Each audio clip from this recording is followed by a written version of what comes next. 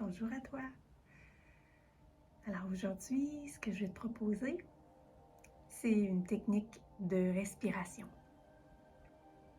Une technique de respiration, en fait, le souffle. En fait, il y a énormément de propriétés, de bienfaits extraordinaires sur la santé, autant physique que mentale, ce que la respiration nous apporte. Ça permet d'oxygéner le sang, ça permet d'augmenter la vitalité, ça diminue le stress et l'anxiété en libérant des hormones de calme dans notre système nerveux. Ça améliore la posture aussi. Ça l'aide à gérer les émotions. Ça renforce le système immunitaire. Ça améliore la concentration. Ça améliore même le sommeil. Puis en plus, ça améliore la digestion. Alors pourquoi pas commencer à pratiquer la respiration consciente. On va commencer. Je vous propose de prendre une position confortable et de vous assurer que vous avez une posture droite. Les épaules légèrement vers l'arrière. Vous pouvez même vous imaginer qu'il y a un fil qui vous tire au-dessus de la tête, au sommet de la tête, comme s'il y avait un fil qui vous tirait jusque dans le ciel et qui permettait de vous allonger vers le haut. Et maintenant, vous allez apporter votre attention à votre respiration. Et je vais vous proposer d'apporter votre attention sur l'inspiration et d'inspirer par le ventre en gonflant le ventre, chose qu'on n'est pas nécessairement habitué de faire. Alors, on va inspirer en gonflant le ventre en premier lieu. Et ensuite, on va continuer à inspirer en gonflant la cage thoracique, comme si on essayait d'ouvrir la cage thoracique. Et ensuite, on continue à inspirer en inspirant comme par les clavicules, comme si on essayait d'ouvrir les clavicules.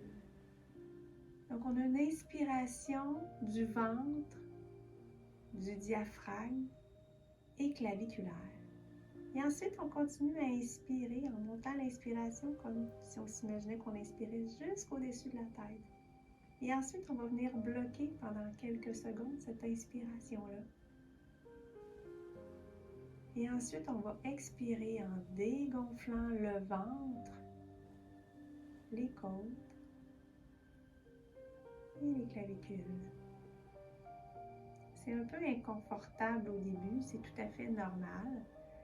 Mais ça va permettre de respirer une respiration vraiment profonde qui va aller travailler au niveau du ventre, qui va travailler au niveau du diaphragme, au niveau des clavicules et permettre un mouvement, une mobilité du corps pendant qu'on inspire et qu'on expire. Alors, on refait la même chose. On inspire en gonflant le ventre, donc on fait un ventre rond. On inspire par le ventre. Ensuite, on continue à inspirer en gonflant les côtes.